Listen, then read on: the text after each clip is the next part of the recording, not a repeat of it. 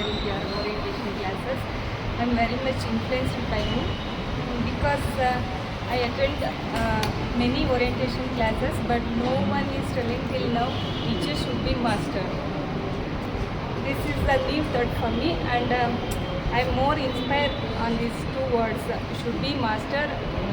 ನಿಮ್ಮ ಕ್ಷೇತ್ರದಲ್ಲಿ ನೀವು ಏನಾದರೂ ಕಂಡುಕೊಳ್ಳಿ, ಬಟ್ ಇದುವರೆಗೂ ಯಾರೂ ಹೇಳಿರಲಿಲ್ಲ ನಿಮ್ಮಲ್ಲಿ ಏನಿದೆ ಅದರಲ್ಲಿ ಸ್ಪೆಷಲೈಸೇಷನ್ ಮಾಡ್ಕೊಳ್ಳಿ, ನೀವು ಇದನ್ನು ಮಾಡಿ ಅನ್ನೋದನ್ನು ನಾನು ಯಾವ ಓರಿಯೆಂಟೇಷನಲ್ಲೂ ಕೇಳಿರಲಿಲ್ಲ. ಯಾರೂ ಈ ಥರ ಇನ್ಸ್ಪೈರ್ ಮಾಡಿರಲಿಲ್ಲ. ಯಾಕಂದರೆ ಇನ್ನೊಬ್ಬರು ಅವರು ಎದುರಾಗಿ ತಯಾರಾಗ್ತಾರೆ ಅಂದರೆ ಯಾರೂ ಅದನ್ನು ಬಿಟ್ಕೊಡ್ಲಿಕ್ಕೆ ತಯಾರಿರಲ್ಲ.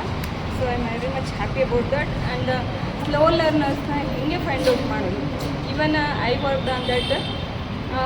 ನಾನು ನನ್ನದೇ ಆದಂತಹ ವೇಸ್ನ ನಾನು ಫೈಂಡ್ ಔಟ್ ಮಾಡ್ಕೊಳ್ತೀನಿ. ಬಟ್ ನೀವು ಹೇಳಿದ್ದನ್ನು ಯಾವ ಥರ ಗುರುತಿಸ್ಬೇಕು ಅದೆಲ್ಲ ನನಗೆ ತುಂಬ ಈಸಿ ಅನ್ನಿಸ್ತು. ನೆಕ್ಸ್ಟ್ ನೀವು ಆರ್ಟಿಸಮ್ ಬಗ್ಗೆ ಮತ್ತು ಹ್ಯಾಂಡ್ ರೈಟಿಂಗ್ ಆ್ಯಂಡ್ ರೀಡಿಂಗ್ ಇದ್ರ ಬಗ್ಗೆ ಅದರದ್ದೆಲ್ಲ ಹೇಳಿದ್ರೆ ನನಗೆ ತುಂಬ ಇಷ್ಟ ಆಯಿತು. ಇವತ್ತಿಂದು ಕ್ಲಾಸ್ ರೂಮ್ ಮ್ಯಾನೇಜ್ಮೆಂಟ್ ಬಗ್ಗೆಯೂ ಅಷ್ಟೇ ಇಷ್ಟೆಲ್ಲ ಪಾಯಿಂಟ್ಸ್ನ ನಾವು ಫೈಂಡ್ ಔಟ್ ಮಾಡಿದ್ವಿ, ಬಟ್ ಅದನ್ನು ಯಾವ ಥರ ಮ್ಯಾನೇಜ್ ಮಾಡಬೇಕು ಅನ್ನೋದನ್ನು ಗೊತ್ತಿರಲಿಲ್ಲ.